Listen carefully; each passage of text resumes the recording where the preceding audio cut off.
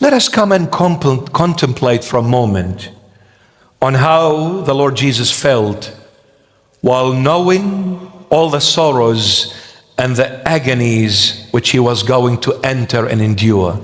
In the Garden of Gethsemane, when he begged his heavenly dad, when he cried out to his Father, he was seeing everything before his eyes, what will happen to him in few hours' time.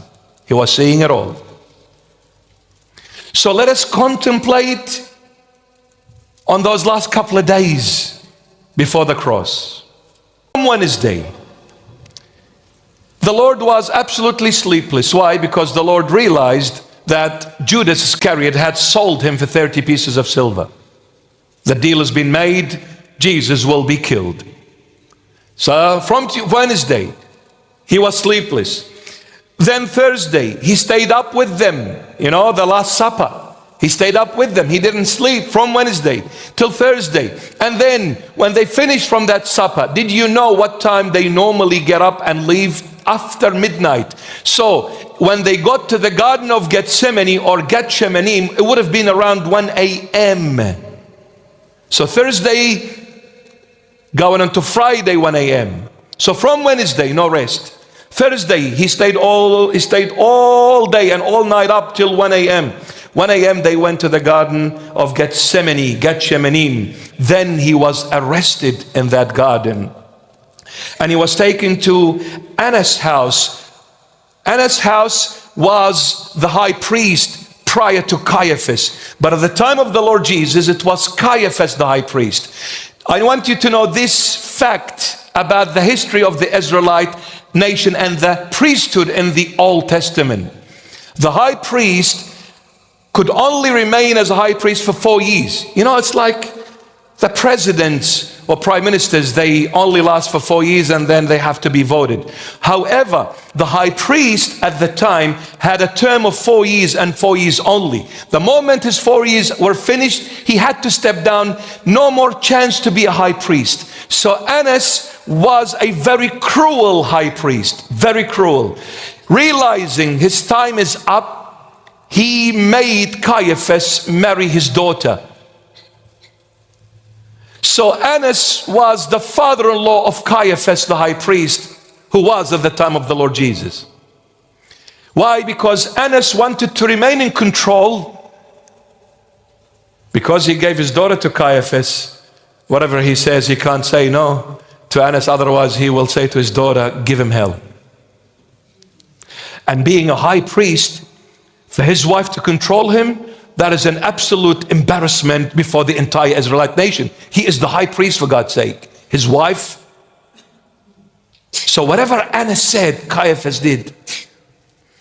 This is why when the Lord was captured in the Garden of Gethsemane, he was taken to Annas' house, not Caiaphas. Yet Caiaphas was the high priest, not Annas. Annas was retired, but he was in charge by the looks of it.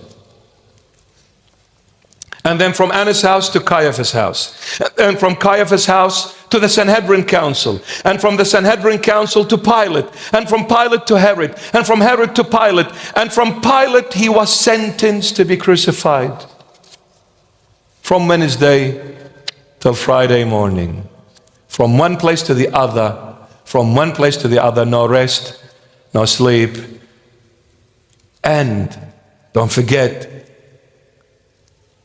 the sweat turned into blood. Immense, beyond immense stress. The body was already gone. The scourging hasn't taken place yet. He was already gone before the scourging. And then at Pilate's, he was sentenced finally to be crucified. At 9 a.m., they made him carry the cross and walk. And when he was nailed on the cross, it was 12 noon. For 3 hours, every blood in his body was gone. Because the scourging took place. After scourging, they made him carry the cross. They shredded the body. If I tell you what they did, they shredded the body. Psalm 129, King David explains the scourging 1,000 years before it took place.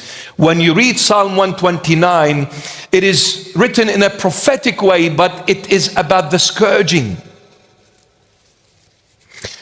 You know what? I'm going to read it. Look, this is the last chapter of Trilogy of Tears, so you better hang in there. All right? Look at Psalm 129. Look at Psalm 129. I didn't plan to say anything about it, but looks like the Lord wants me.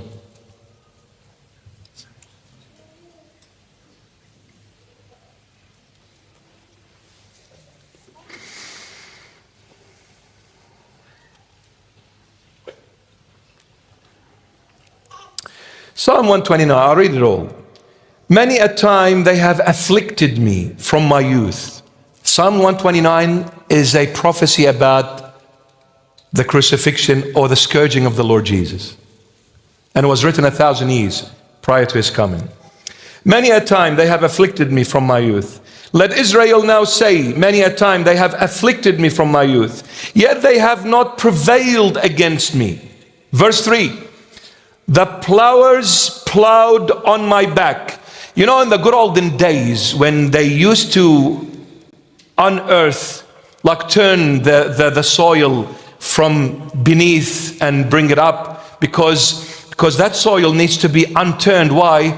To receive more oxygen and to be more fertile to plant the seeds. How would they plow that earth? They would bring either a cow, one of these animals, and there's 2 ropes tied to that cow, and those 2 ropes come to a piece of wood, and at the end of that piece of wood there is a big sharp knife, and there is a platform. The plower stands on that platform to dig that knife deep into the ground, and then says to the cow, move, to plow the earth. The Lord is saying, the plowers plowed on my back. That whip, when you read history, actually that Roman's whip is still in the museum, displayed in museums. The whip is made out of, the strings are made out of the horse's strings, like the tail of horse. They're very sharp, those strings very sharp. At the end of those strings, they put either a metal ball, and in some, a hook. Sharp hooks. Exactly like the plowers plowed on my back. Then they would order that soldier, Roman soldier, who would be about 110, 120 kilos, all muscle, extremely healthy young man. They would say to him, you are ordered to whip this person.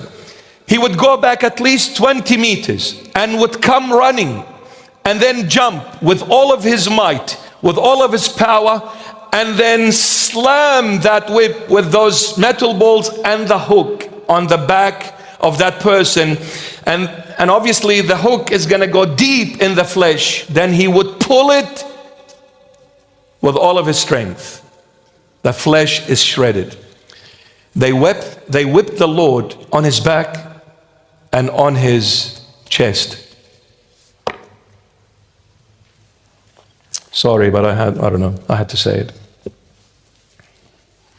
Anyway, so then they put the cross on him, 9 a.m., 12 noon, after 3 hours, the blood is gushing down because the body is shredded.